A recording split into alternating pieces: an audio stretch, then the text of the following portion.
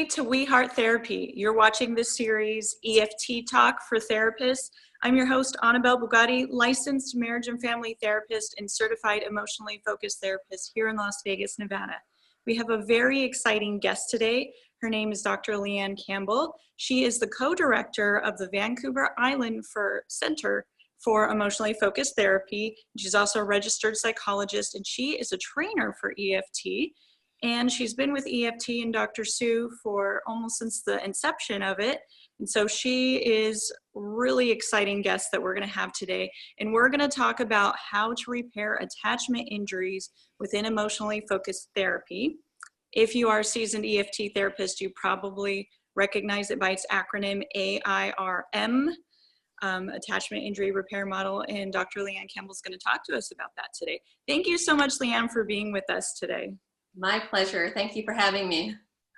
So tell us a little bit more about what attachment injuries are, how we kind of conceptualize those in EFT, and what the attachment injury repair model is.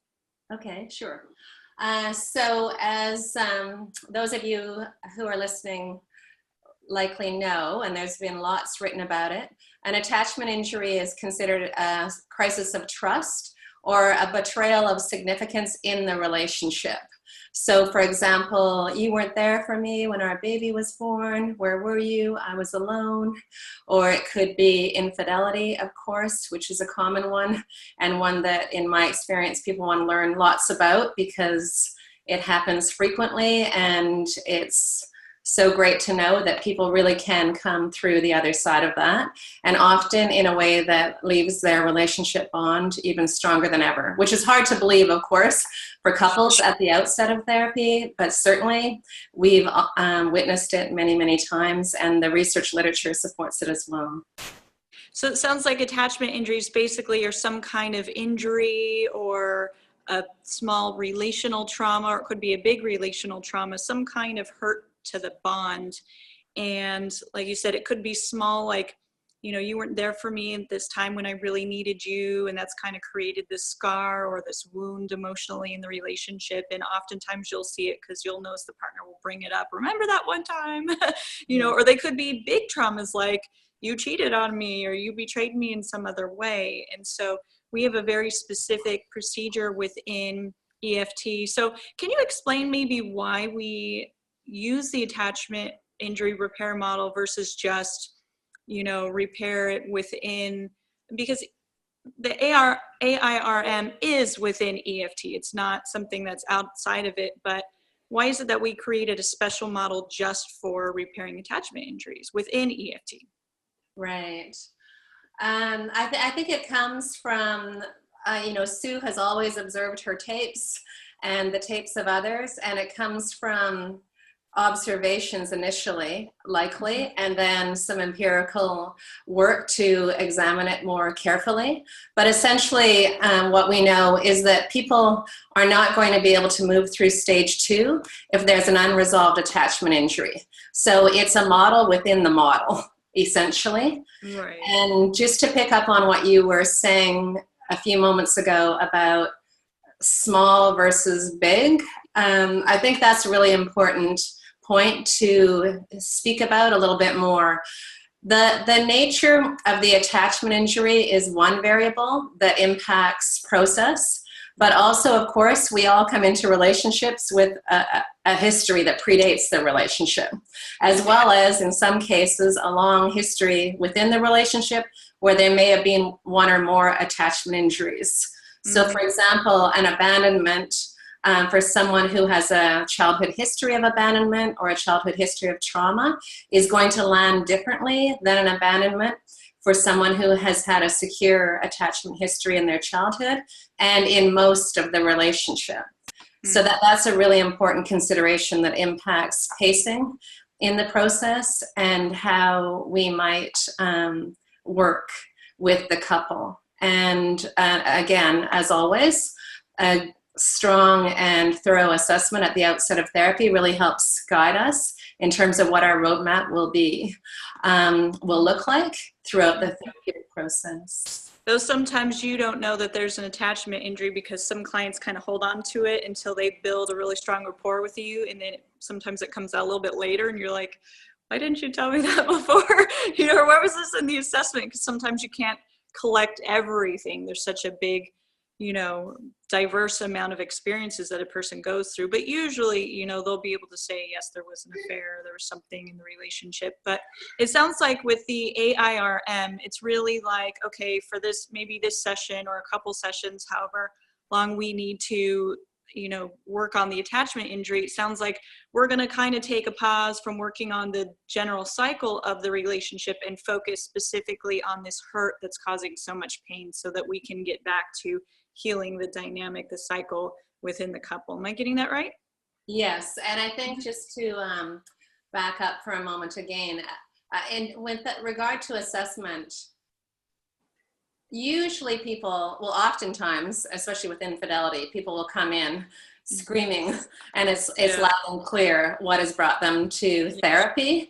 And I think what I was referring to is that the impact of that attachment injury will vary to some degree based on the person's personal and relationship history. Right, because usually you'll have one partner who's like, I just don't get why it was such a big deal. And the other partner is like, this was a huge deal for me. So we got to take into, it sounds like what you're saying is we really need to factor in how big of a wound or how much pain or distress that's causing on the partners in the relationship. Right, and in stage 1 of the therapeutic process, we want to weave that into the cycle and provide it with some context, both in terms of their relationship and as relevant in terms of their personal history. So for example, I hear you, I get it. When he wasn't there for you, when your baby was born and you felt alone and scared and things were going wrong in the hospital, that was even more difficult and more impactful given your history as a little girl, that when your dad disappeared on you, that brought up all of that old hurt around abandonment.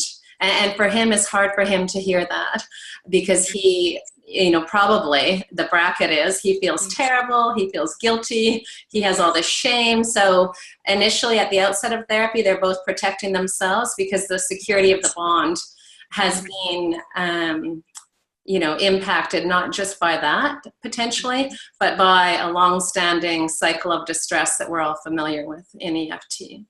So the attachment injury repair model is used primarily in stage 1, or would you use it in stage 2 also?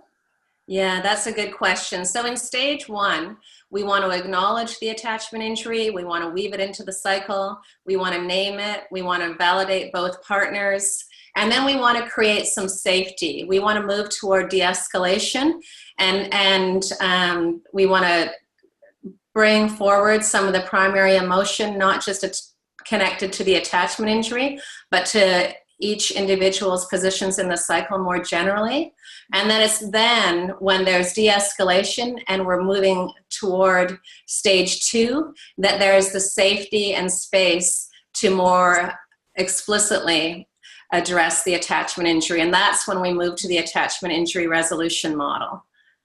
So if someone is kind of new to EFT and they've never used the attachment injury repair model, but they have a couple coming in and they know that they're wrought with attachment injuries, how would they kind of start with the couple, letting them know, okay, we're going to focus on this injury today? So for me, a really helpful tool is to provide a summary at the outset of therapy. So I do lots of lives in our training. So I'll begin by painting a picture of the process and summarizing the process to date. So as a clinician, you can talk about how when they came into therapy, this was really raw. It's still raw, but they have a better understanding of what happened, how they got there, that you know, things were great at the outset of their relationship. They had fun together, and then they had kids, and they got busy with children and with their careers, and distance eroded the relationship. And then he went away and worked.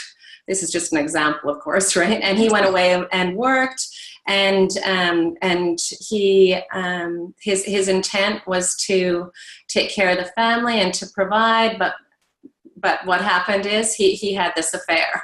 And what I hear you both saying is that you get how you got there, but it's still there. It still hurts. There are still triggers in the relationship that impact you, and here we would be talking to the injured partner, and that there's still lots of pain around that. So do you feel like this is a good time? Maybe we can try to focus on that and work on that.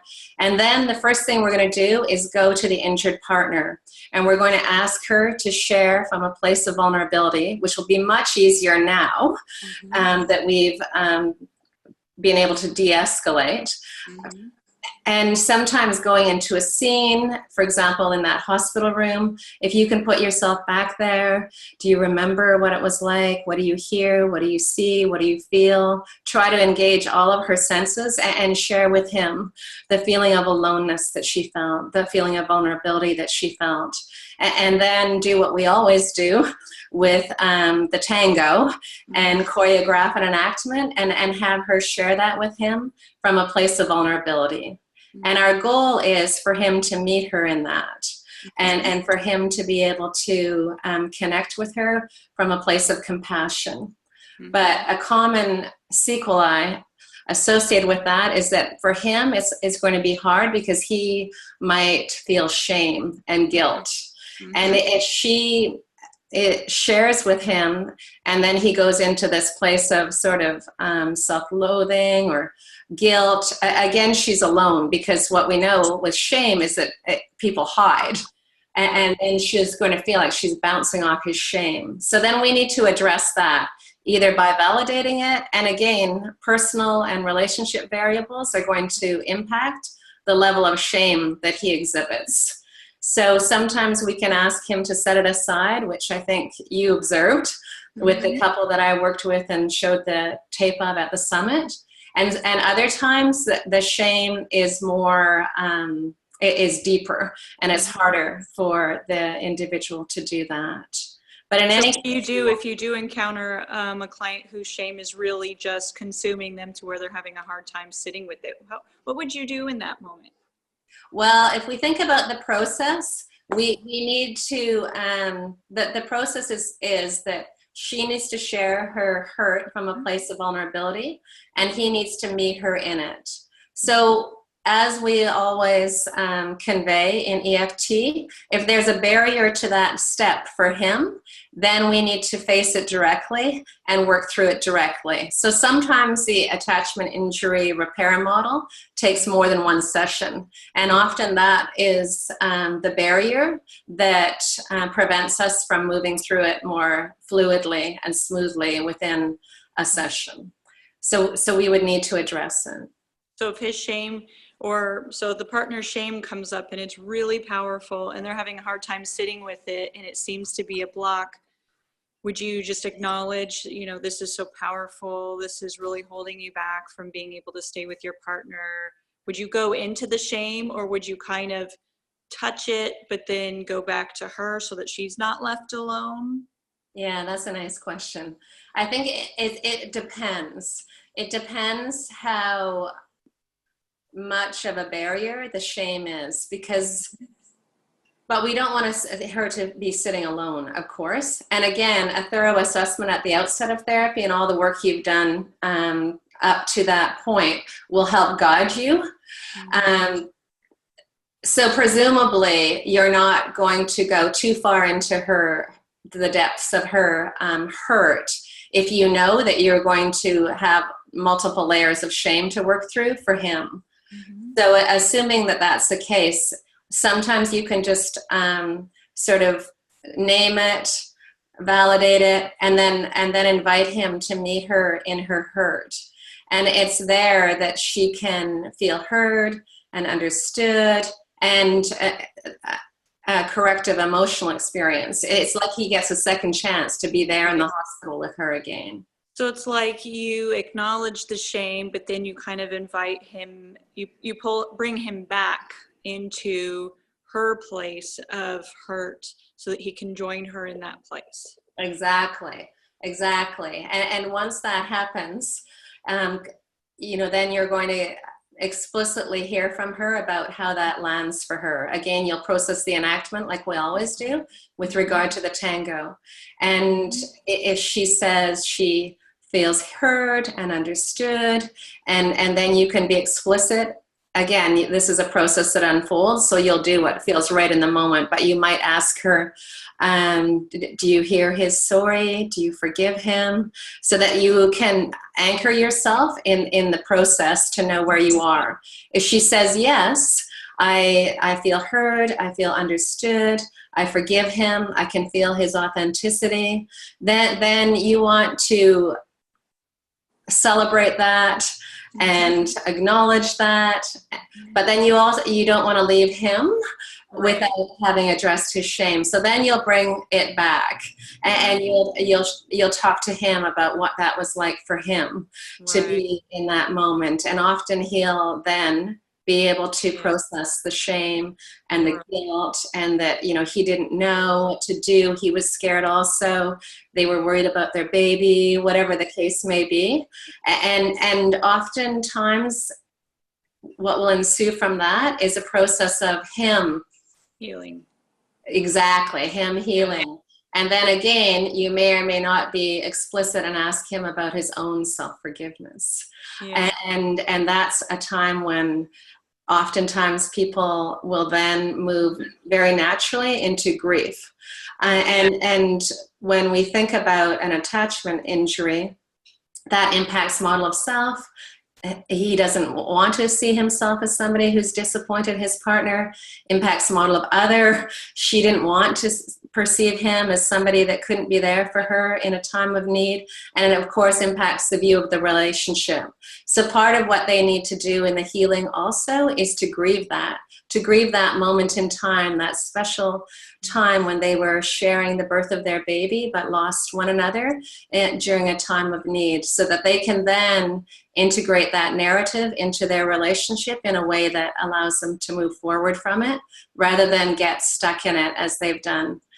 I really love that element of grief that you put into it. To me, that was kind of life-changing. It was like this huge light bulb went off because, especially when it comes to infidelity, you find that, again, it's a roller coaster. Some days the partner may feel so confident, like, yes, I think I can get over this. I think I can forgive. And then a day or two later, they're plummeted back into the depths of despair. And, they want to go checking and stuff. And so I feel like with the element of grief, and this is what I also share with my clients, is that, remember, they call it a grieving process. It's not a grief event where it's like, okay, sorry, and then we move on and we're done grieving it. We know that it takes time. And so it kind of normalizes that roller coaster that they get on, and it helps their partner to understand, that yes, it's normal for these spurts to come up.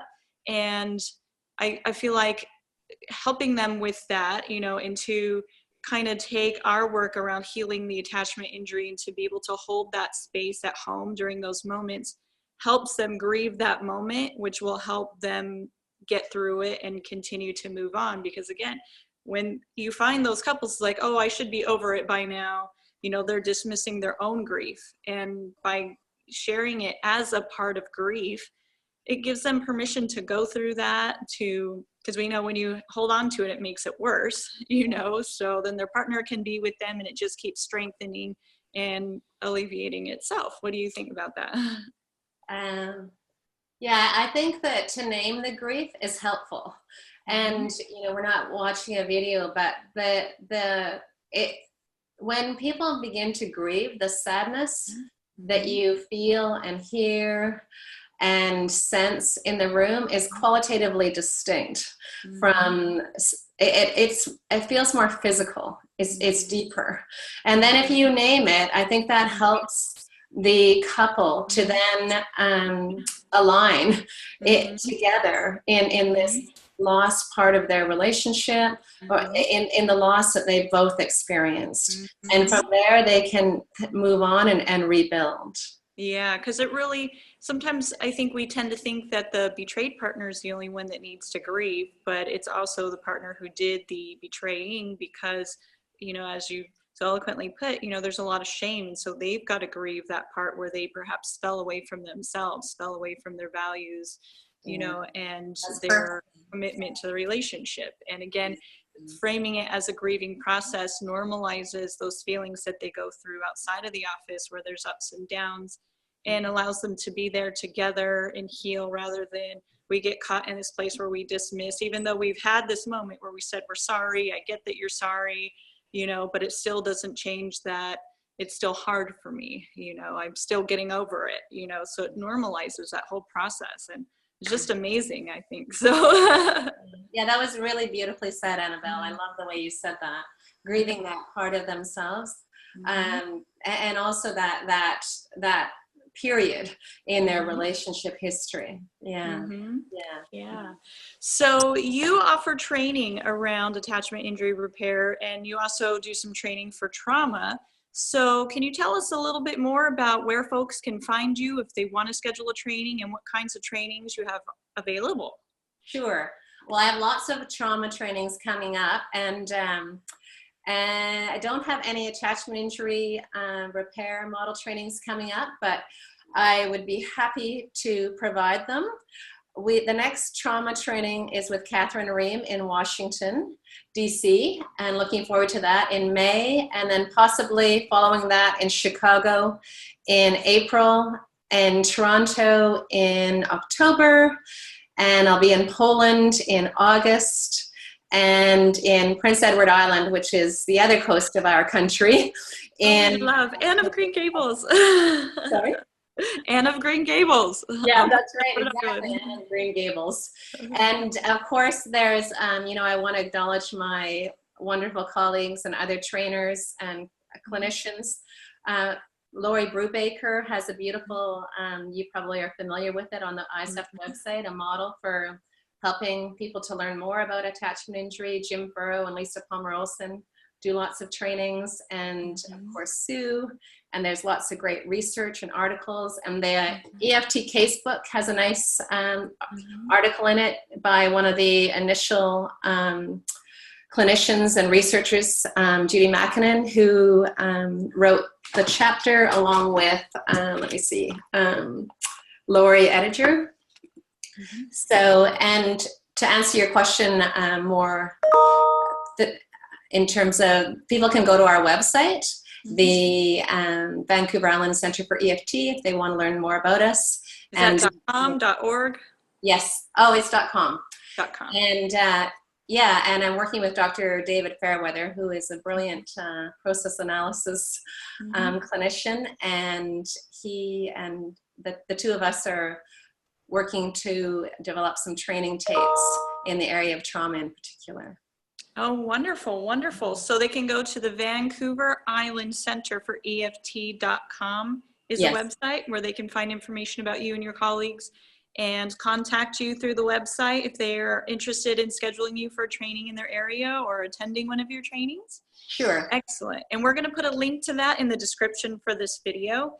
Thank you again so much, Leanne, for your time and for your expertise and all of the work that you do in the EFT community, and just for being a part of our show. Thank you, Annabelle, for all the beautiful work that you do. I've loved your program, and it's such a great initiative. So helpful. Thank you. Thank you so much. And thank you to all of our viewers who keep watching. Make sure that you subscribe, because we have more exciting interviews on the way. That's great.